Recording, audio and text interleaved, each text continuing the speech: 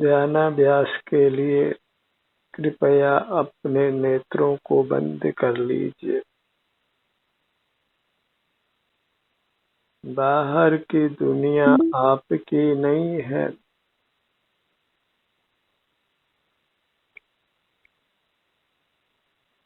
आपकी दुनिया आपके सिर से पैरों तक है।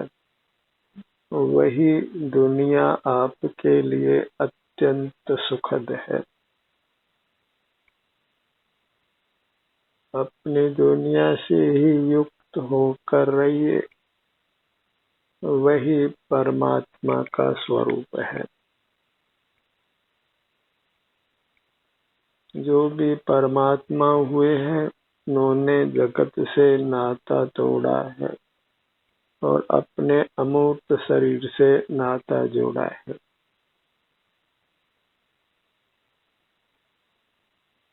और अपना अमूर्त शरीर ही सुख स्वरूप होने से, उससे नाता जोड़ने से जीव परमात्मा होता है,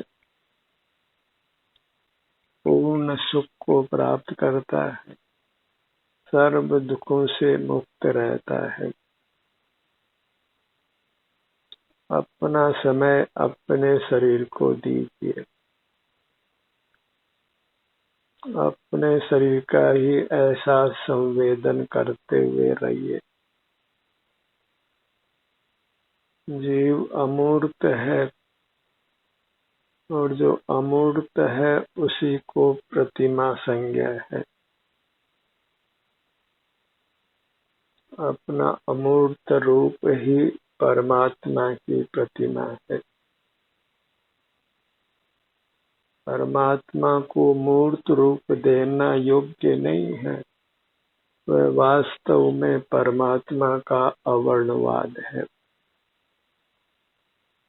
उनको संसारी बनाना है। परमात्मा मूर्त काया से मुक्त हो गए हैं और उन्होंने अपना अमूर्त रूप प्रकट किया है। मूर्त इंद्रियों से वे रहित हैं। मूर्त पदार्थों के ज्ञान से रहित हैं। केवल अपने उत्तम सुख का अनुभव करते हैं और हमारी कामना भी सुख को ही पाने की है, स्वस्थ रहने की है, सुखी रहने की है। इसलिए हमें अपने में स्थित रहना है, अर्थात अपने ध्यान को अपने सिर से पैरों तक रखना है। अपना ही एहसास संवेदन करते हुए रहना है। जो भी मुद्रा आपको आरामदायक हो उसमें रहकर अपना एहसास कीजिए। इस प्रकार अपने को अत्यंत सुखी बनाइए, वर्तमान में भी और भविष्य में भी।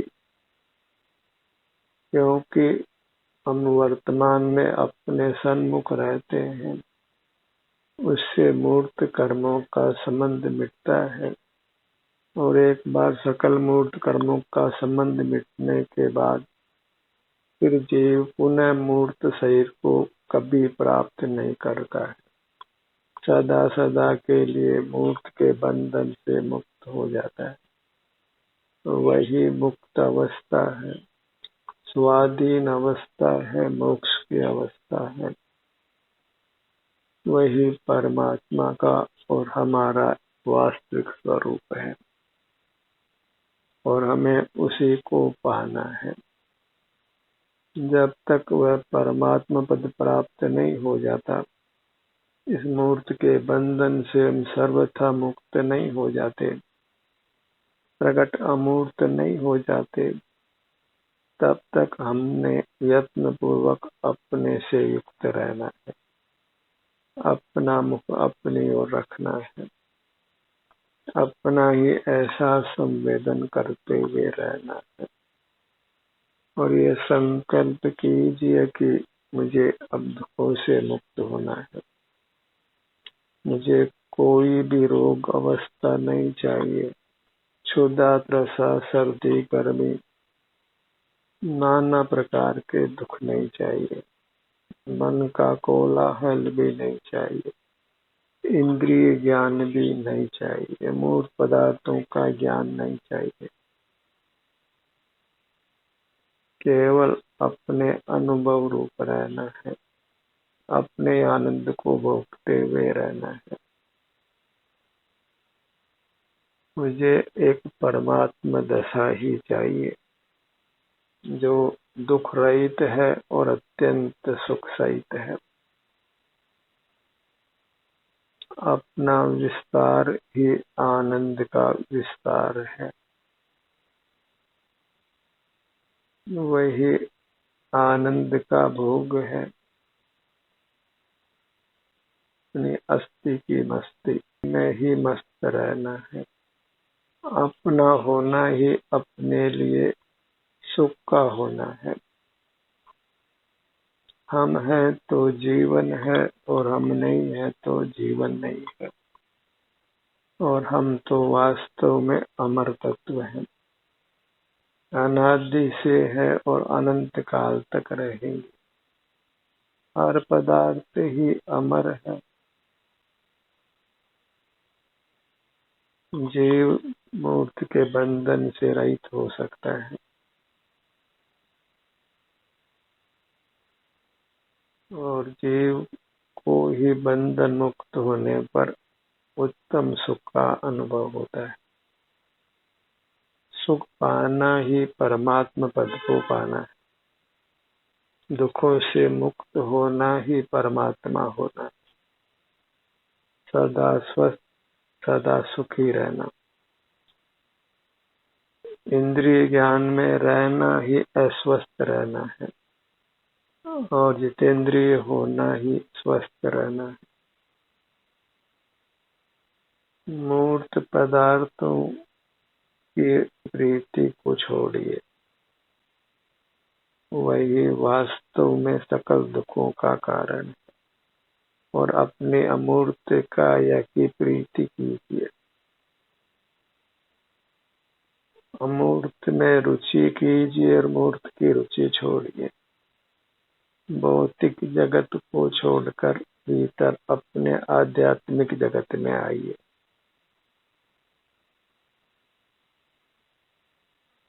अपने ध्यान को अपने मुखमंडल पर लाइए। मुखमंडल ही लोक में प्रधान माना जाता है क्योंकि इस भाग में पांचों इंद्रियां स्थित हैं। बाह्य जगत का व्यवहार प्रधानता से हम मुखमंडल के माध्यम से करते हैं। यद्यपि स्पर्शन इंद्रिय का विस्तार सर्वांग में है।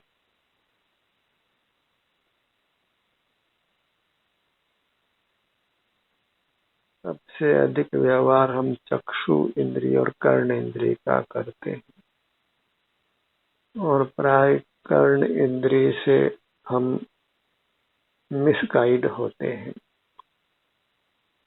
विपरीत मार्ग में चले जाते हैं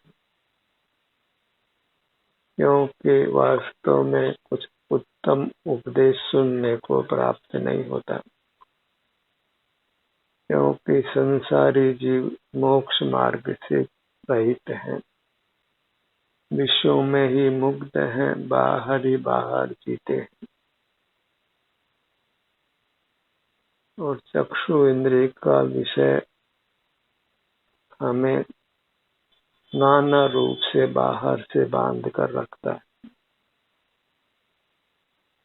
तो इन दो इंद्रियों पर विजय पाने के लिए बस अपनी मूर्त के सन्मुख रहिए। इसी का नाम देव दर्शन है।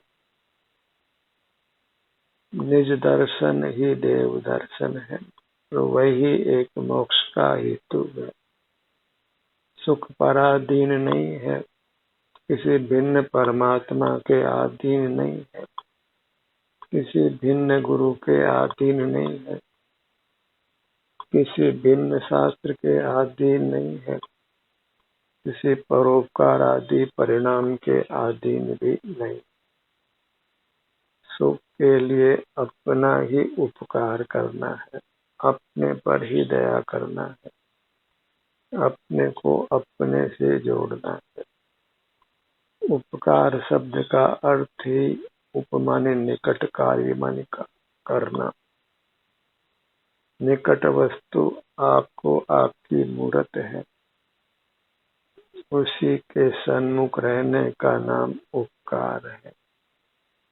और उपकार को परोपकार में नहीं बदलना, क्योंकि परोपकार में बहिर्मुखता है और पर का उपकार किसी प्रकार करना संभव नहीं है, क्योंकि अन्य जीव व स्वयं के कर्मों के फल को ही भोगता है।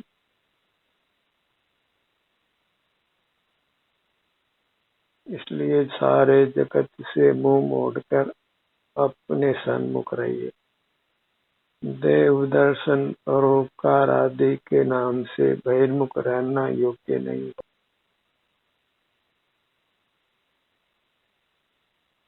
बहिर्मुख रहने का कोई बहाना करना योग्य नहीं है, क्योंकि बहिर्मुखता वास्तव में पाप है। क्योंकि पाप की परिभाषा यही है कि जो स्वरूप से च्युत है, पतित है, छूटा हुआ है, वह पापी है। जो स्वरूप से च्युत है, बहिर्मुख है, वह ऐसा कोई पाप नहीं है जो नहीं करता। बड़े बड़े पंडित, बड़े बड़े साधु बहिर्मुख रहते हुए बड़े बड़े पापों से लिप्त पाए गए हैं, और नाना साधु जेलों में रह रहे, क्योंकि ऊंची ऊंची धर्म की बातें करना धर्म नहीं है, अंतर्मुख रहना धर्म है। आपका आप अनुभव करे वही धर्म है, शेष सब अधर्म है। धर्म के नाम पर मन लुभावनी बातें करने से कोई धर्म नहीं हो जाता है।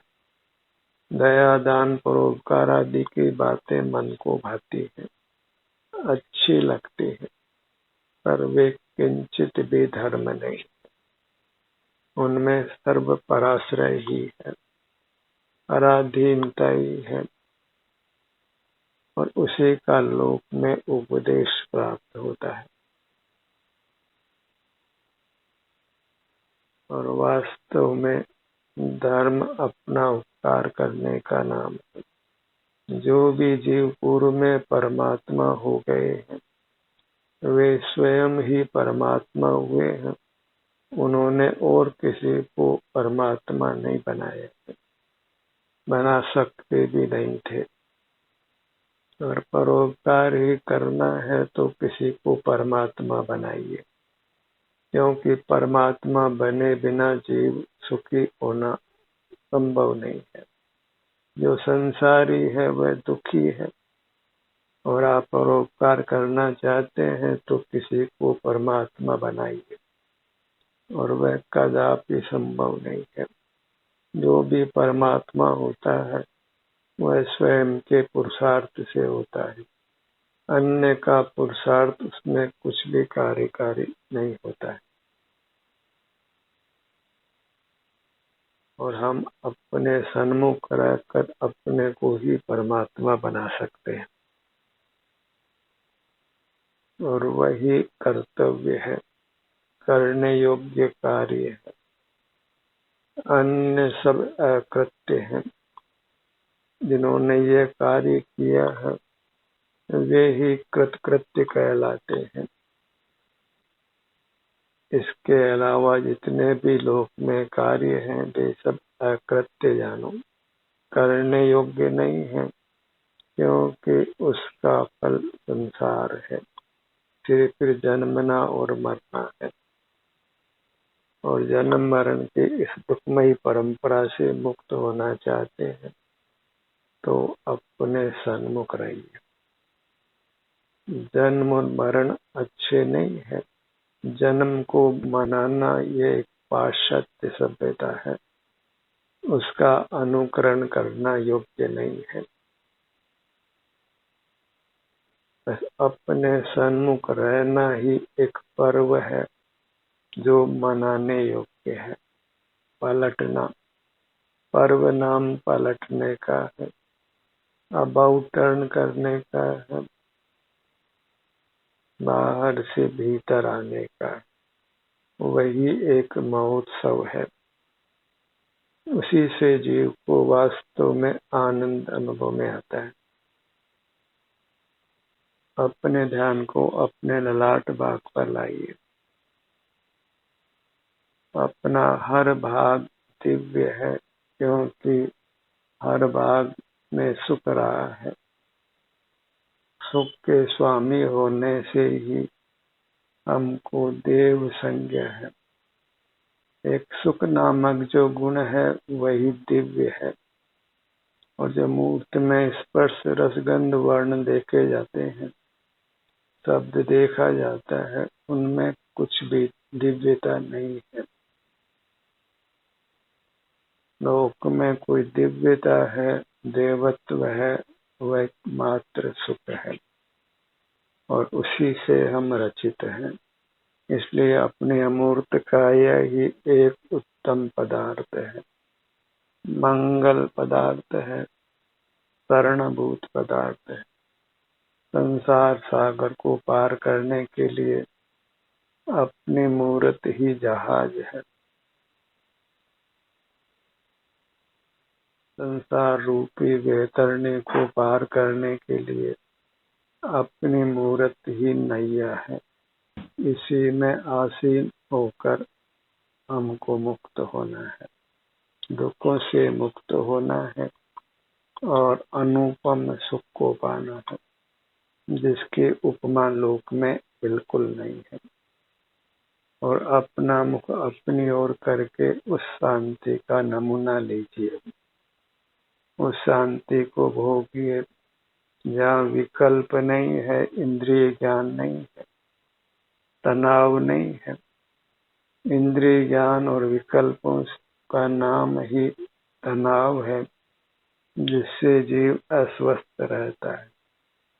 आज जीव नाना रोगों से ग्रस्त पाए जाते हैं, और उसका एकमात्र कारण यह है कि वे ध्यान से रहित हैं, ध्यान से विहीन हैं, सर्वथा बहिर्मुख रहते हैं, अपने में स्थित नहीं रहते। ध्यान विहीन जीव सुख का अनुभव नहीं कर सकते। वे मूर्त के सन्मुख रहकर सदा आकुल व्याकुल ही रहते। मूर्त से सुख होने का धोखा, उसी में वे रहते हैं। या जग धोखे की टाटी, जग अर्थात मूर्त पदार्थ। बाहर में मूर्त पदार्थ ही ज्ञान गोचर होते हैं। इसलिए सारे जगत को मूर्त जानो, धोखे की टाटी जानो। उसी के सन्मुख रहकर हम बार बार धोखा खाते हैं।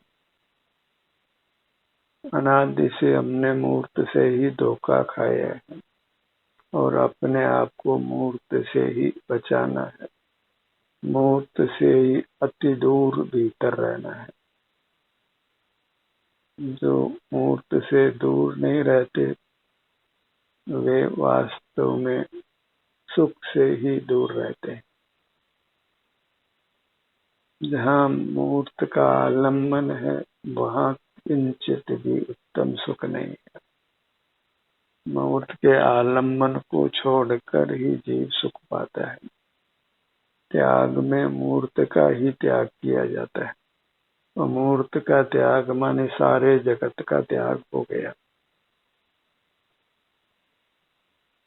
इंद्रिय ज्ञान का त्याग करना ही मूर्त का त्याग करना है। तीन ही पदार्थ दो स्वरूप हैं, एक मूर्त इंद्रियां, एक मूर्त इंद्रियों से होने वाला इंद्रिय ज्ञान, एक इंद्रिय ज्ञान का विषय मूर्त पदार्थ। इन तीनों पर जो विजय पा लेते हैं वे शाश्वत सुख को पा लेते हैं। इन तीनों को ही एक इंद्रिय संज्ञा है, जिनको जीत कर जीव जिनेंद्र होता है, जितेंद्र होता है, परमात्मा होता है। तो हमें अपने आप को इन तीनों से बचाना है। मूर्त इंद्रियां हमें भले ही प्राप्त हों, पर इनको उपयोग में नहीं लेना है। इंद्रिय ज्ञान से अपने आप को बचाना है और इंद्रिय ज्ञान के विषयों में, मूर्त पदार्थों में सुख का भ्रम नहीं रखना है।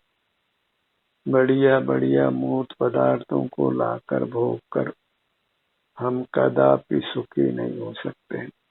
बढ़िया का अर्थ जो इंद्रियों को सुखद लगते हैं, पर वे ही शीघ्र ही दुखद हो जाते हैं। जो पदार्थ सुख देते दिखाई देते हैं, वे ही मृत्यु के कारण बन जाते हैं। इसलिए इनका विश्वास छोड़कर अपने मूर्त का ही विश्वास कीजिए, पूरा विश्वास कीजिए, अपना ही आदर कीजिए। किसी को परमात्मा मानकर आराधना करना है तो अपने मूर्त को ही परमात्मा मानकर आराधना कीजिए। इस संसार में जीव नाना प्रकार के परमात्माओं को मानते हैं, हालांकि उन्होंने किसी परमात्मा को देखा नहीं है। बस इतिहास भरोसे की बाबा वाक्य प्रमाण मानकर ही हम किसी पर को आराध्य बनाते हैं, और पर हमारा आराध्य बिल्कुल नहीं है, क्योंकि उसके आश्रय से पराधीनता होती है, परतंत्रता होती है। पर ही है, भले ही वह भगवान के नाम से ही प्रसिद्ध हो, और उससे दुर्गति ही होती, सुख की प्राप्ति नहीं होती। सुख की प्राप्ति स्वाधीनता से होती है, अपने अधीन होने से होती है, अपने को ही परमात्मा मानकर अपनी ही आराधना करने से होती। लोग नाना गुरुओं के पीछे लगे होते हैं, उनकी जय जयकार करते हैं, उनको ही सुखदाता मानते, नाना प्रकार के परमात्माओं की कल्पना करके उनकी मूर्ति बनाकर उनके नाम को जपते हैं, पर उस समय पराधीनता है, और पराधीन सपने सुख नहीं। स्वाधीनता ही सुख है, और सिर से पांव तक यही स्वद्रव्य है, जिसके हम स्वामी हैं, जिसको भोग कर ही हम असीम सुख पा सकते हैं। अपनी श्रद्धा लाइए, अपने प्रति आदर भाव लाइए, अपने को परमात्मा का समादर प्रदान कीजिए। जो जिसके योग्य है वह उसको मिलना चाहिए। अपने मूर्त को परमात्मा का आदर मिलना चाहिए, और वह स्वयं के द्वारा ही मिलना चाहिए। हम स्वयं के द्वारा ही आराध्य हैं, हमारी मूर्त हमारे द्वारा ही आराध्य है। वह किसी अन्य की आराधना के लिए बिल्कुल नहीं है। हमें किसी अन्य की आराधना नहीं करनी है, और न किसी अन्य से आराधना करानी है। वह सब व्यवहार है, लोक व्यवहार है, और जहाँ लोक व्यवहार है वही संसार है। उसी से हमें अपने आप को मुक्त करना है। लोक व्यवहार पराधीनता रूप है, और मोक्ष मार्ग और मोक्ष स्वाधीनता रूप है। अपने ध्यान को अपने धड़ भाग पर लाइए, अपनी मूर्त की ही प्रसिद्धि कीजिए, आत्म प्रसिद्धि कीजिए। अपनी प्रसिद्धि ही सुखदायक है, जगत में नहीं, अपने में अपनी प्रसिद्धि। आप रूप में ही लीन रहना है, मगन रहना है, परम शांति को, परमानंद को भोगते हुए जीना है। बहिर्मुख रहना तो वास्तव में मरना है। जीने के नाम पर वह सब मरना ही है। हम अमर तत्व होकर भी बार बार मरते हैं, क्योंकि हम यथार्थ जीवन नहीं जीते हैं। यथार्थ जीवन स्वाधीनता रूप है, अपने आश्रय रूप है। इस मूर्त काया में अपने को पाने से है। हम स्वयं ही अपने लिए गुप्त हो गए हैं, अपने लिए अपरिचित हो गए। अपने में मिली मूर्त काया को ही अपना रूप मान लेते हैं, परमात्मा का रूप मान लेते हैं। अपने माता पिता हो, भाई बंधु हो, परमात्मा हो, स्वयं हो, सबको ही हम मूर्त रूप में देखते हैं। और यह वास्तव में जीव की महान निंदा है। जो अमूर्त है उसको मूर्त रूप से प्रसिद्ध करना, जो चेतन है उसको अचेतन रूप से देखना, वही सबसे बड़ा पाप है। तो जीव की मूर्त रूप से प्रतिष्ठा मत कीजिए, भले वह अपना स्वरूप हो, अपने परिजनों का हो, मित्रों का हो, गुरु का हो, परमात्मा का हो। जीव को मूर्त मानना सबसे बड़ा पाप है। तो मूर्त में अपनी प्रतिष्ठा मत करिए, अपने रूप को या किसी अन्य जीव के रूप को मत देखिए।